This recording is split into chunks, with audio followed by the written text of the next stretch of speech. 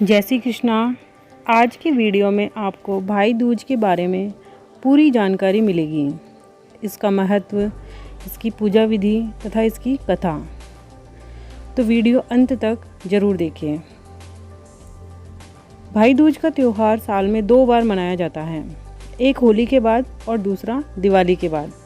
भाई दूज का त्यौहार भाई बहन का त्यौहार होता है। इस दिन मान्यता है कि भाई को बहन के घर ही खाना खाना चाहिए तथा बहन को भाई के तिलक लगाना चाहिए। भाई को भी बदले में बहन को अन्न, वस्त्र आदि देना चाहिए। यदि किसी की सगी बहन न हो तो भी किसी भी बहन के यहाँ खाना खा सकते हैं। इसके पहले राखी आती है। बहन भाई की राखी बांधती है और भाई बहन की रक्षा का वचन देता है तथा भाई दूज के दिन बहन भाई के तिलक करके यह प्रार्थना करती है कि उस पर कोई विपत्ति ना आए। यदि आए भी तो पहले उस पर आए, बाद में भाई पर आए। अब हम पूजा विधि के बारे में जानेंगे। दिवाली के बाद द्वितीया तिथि को भाई दूज मनाई जाएगी। पूजा के शुभ मुहूर्त में सुबह पूजा की थाली में रोली, चावल, हल्दी, रुई, पानी का लोटा, ठंडी रोटी, गुड़, कच्चा दूध, घी आदि रखते हैं। पूजा की जगह पर मिट्टी के 4 कोने की गोली बनाते हैं। उसके बीच में लोटा रखकर उस पर सात्या बनाते हैं। फिर पूजा करते हैं। फिर कहानी सुनते हैं। रुई से 2 पोनी बनाते हैं, जिसमें एक पीहर की होती है, दूसरी ससुराल की होती है। उनमें बीच में रोली से एक में सभी भाई भतीजे के नाम से गोला करते हैं तथा दूसरी में सभी बेटों पोतों के नाम से गोला करते हैं तथा कहानी के बीच में जब बहन का तार जुड़ता है तब लोटे से इसे जोड़ देते हैं। तो चलिए अब कहानी शुरू करते हैं। इसकी 2 कहानियाँ हैं। पहली कहानी इस प्रकार है। एक सास और एक बहू थी। सास बोली कि बहू मैं पियर जा रही हूँ, तू लोनी और पोनी को मत घटा देना। लोनी मतलब मक्खन और पोनी मतलब झाड़ू। अब बहू लोनी को तो खा जाती थी और पोनी से जल्दी जल्दी झाड़ू लगाती तो उसकी सीकें निकल जाती थी। अब सास घर आई। आती ही सास ने पूछा कि मेरी लोनी पोनी तो ठीक है ना। बहू बोली कि लोनी को तो बिल्ली खा गई और सोनी को बिल्ली ने तोड़ दिया। बिल्ली ने सोचा कि इसने तो हमारा झूठा नाम लगाया है, इसे तो मज़ा चखाना पड़ेगा। रात को उसने राजा की जूतियाँ लाकर बहू के कमरे के बाहर रख दी।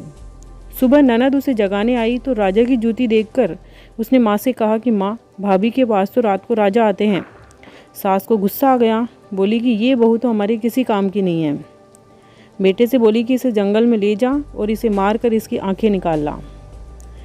पहले बेटे भी अपनी माँ की हर बात मानते थे। वह बहू को लेकर जंगल में गया। वहाँ से शंकर पार्वती जी गुजर रहे थे। पार्वती जी ने शंकर जी से इसके बारे में पूछा तो शंकर जी ने उन्हें सब बता दिया। पार्वती जी बोली कि मूर्ख, तू ये क्या कर रहा है? इसके पेट में तो तेरा बच्चा है। इसने बिल्ली का झूठा नाम लगाया था, इसीलिए इसे श्राप लगा हुआ है। इसे घर में कहीं बिठा देना और ये हिरण की आंख ले जाकर अपनी माँ को दे देना। बेटे ने ऐसा ही किया। बहू को ले जाकर कंडे के कोठरे में बिठा दिया और हिरण की आंख माँ को दे दी और बोला, माँ मुझे अब ज़्यादा भूख लगती है। माँ बोली, ओ बेटा, अपन दोनों ही तो हैं, खूब पीसूंगी और खूब बनाऊंगी। वो 8 रोटी बनाती, 4 वो खुद खा लेता, 4 बहू को दे देता। और उसने माँ से यह भी मना किया था कि कंडे के कोठरे में मत जाना, वहाँ पर सांप घुसा हुआ है। 9 महीने में ही उसके बेटा हो गया। दिवाली की दोज आई और दोज माता की कृपा के कारण एक कुम्हारन उसके यहाँ खाद लेने के लिए आई और बोली कि सेठानी खाद दे दे। वह बोली कि कोठरे में तो सांप बैठा हुआ है, मेरे बेटे ने मना किया है वहाँ जाने से। कुम्हारन बोली, तू रहने दे, मैं जाती हूँ, मैं भी तो देखूँ कि कौन सा सांप बैठा है।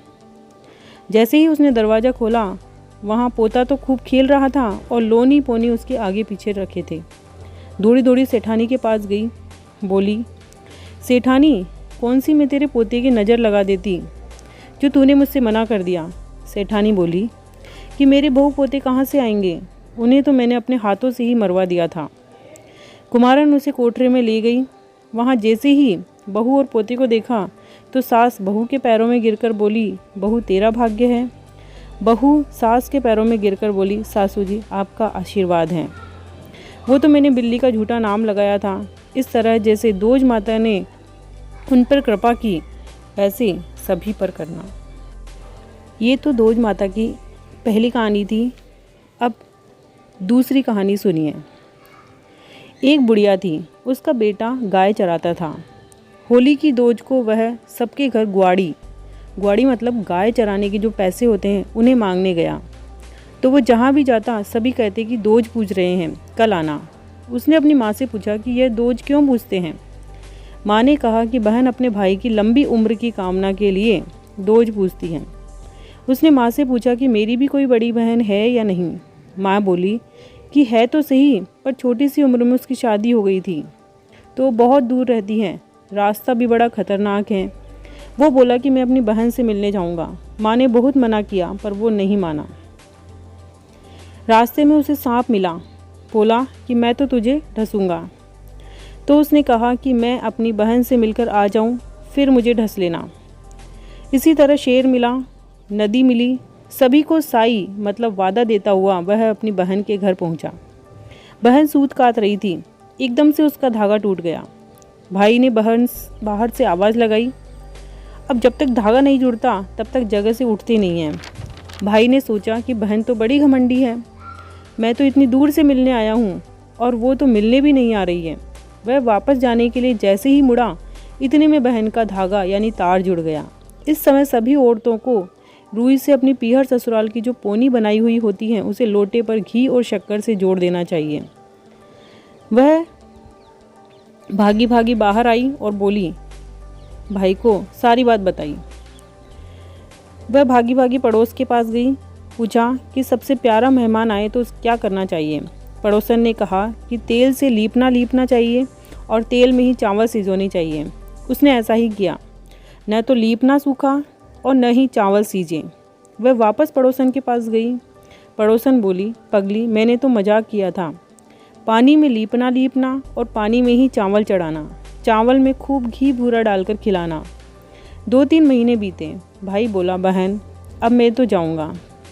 बहन ने सुबह जल्दी उठकर गेहूँ पीसे और लड्डू बनाकर भाई के बांध दिए। बच्चे सोकर उठे तो पूछे कि मामा के लिए क्या बनाया था। माँ ने कहा कि लड्डू बनाए थे, रखे हैं, खा लो। जैसे ही लड्डू खाने लगे तो माँ ने देखा कि वो तो पीले पड़ गए हैं। माँ ने लड्डू फेंक दिए और बोली, मुझसे तो अनजाने में सरपिनी पिस गई। दूध को चूल्हे पर ही और पूत को पालने में छोड़कर पड़ोसन से कहकर वह तो भाई के पीछे भागी। जो मिलता उससे ही पूछती जाती कि किसी ने उसके भाई को देखा था क्या। एक ने बताया कि वहाँ पीपल के पेड़ के नीचे सो रहा है। बहन वहाँ पहुँची तो देखा कि लड्डू की गठरी पेड़ से बंधी हुई है। उसने तुरंत गठरी उतारी, ज़मीन में गाड़ दी, भाई को उठाया और सारी बात बताई। भाई से बोला कि मैं भी तेरे साथ चलूँगी। भाई बोला कि तू कहाँ मेरे साथ चलेगी, मैं तो बहुतों को साई देकर आया हूँ। बहन जिद पर अड़ गई। भाई ने हाँ कर दी। थोड़ी दूर गए तो बहन को प्यास लगी। भाई बोला कि थोड़ी दूर कौवे उड़ रहे हैं, शायद वहाँ पानी होगा।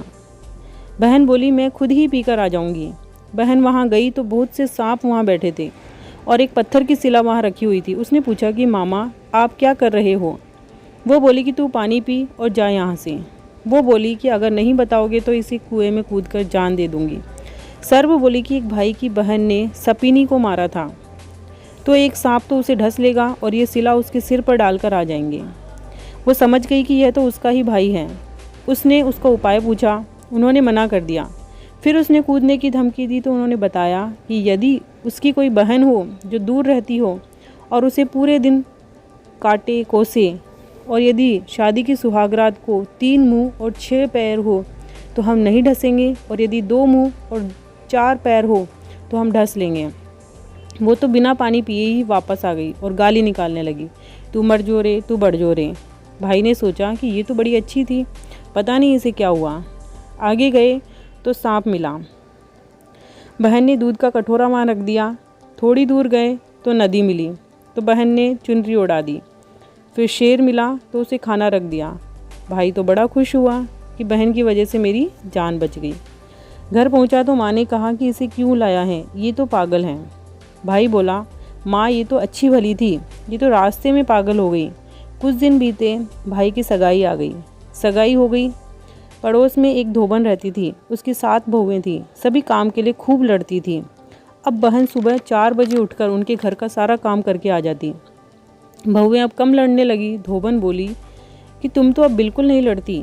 बहुएं बोली, हम तो काम के लिए लड़ते थे, काम तो कोई कर जाता है, तो अब हम क्यों लड़ेंगे। धोबन अगले दिन जल्दी उठ गई।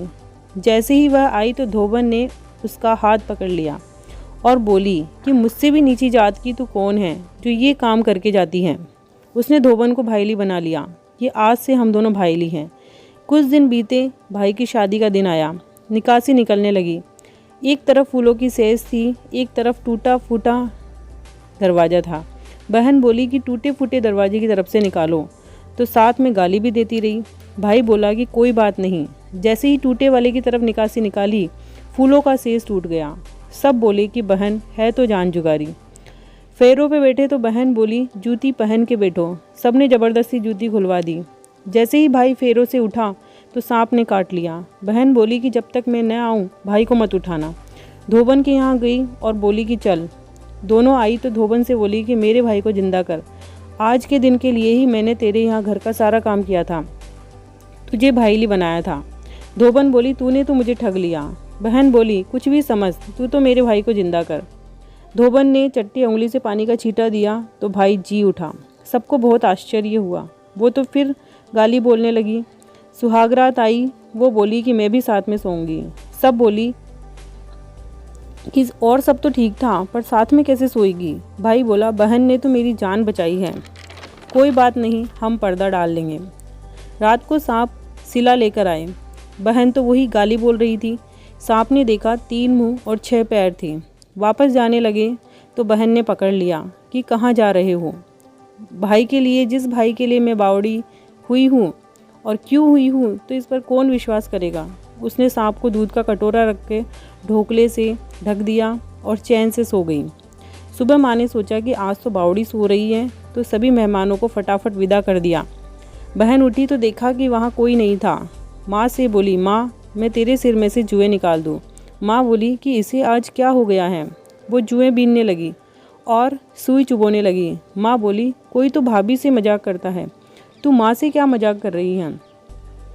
वो बोली, मजाक तो आपने किया है, सारे मेहमानों को वापस बुलाओ। कोई कोस गया, कोई 2 कोस गया। माँ ने सबको वापस बुलाया। बहन ने सबको सांप और सिला दिखाई और बताया कि मैं तो भाई के पीछे बावड़ी हुई। तब से सब दोज माता को पूजने लगे। माँ ने बहन को विदा किया। बहन जाने लगी तो सारी चीज़ें बहन के साथ जाने लगी। माँ ने बहन से पीछे मुड़कर देखने के लिए कहा तो सभी चीज़ें वहीं रह गई। इसलिए जब भी लड़की पीहर से ससुराल जाए तो एक बार मुड़कर पीहर की तरफ जरूर देखना चाहिए।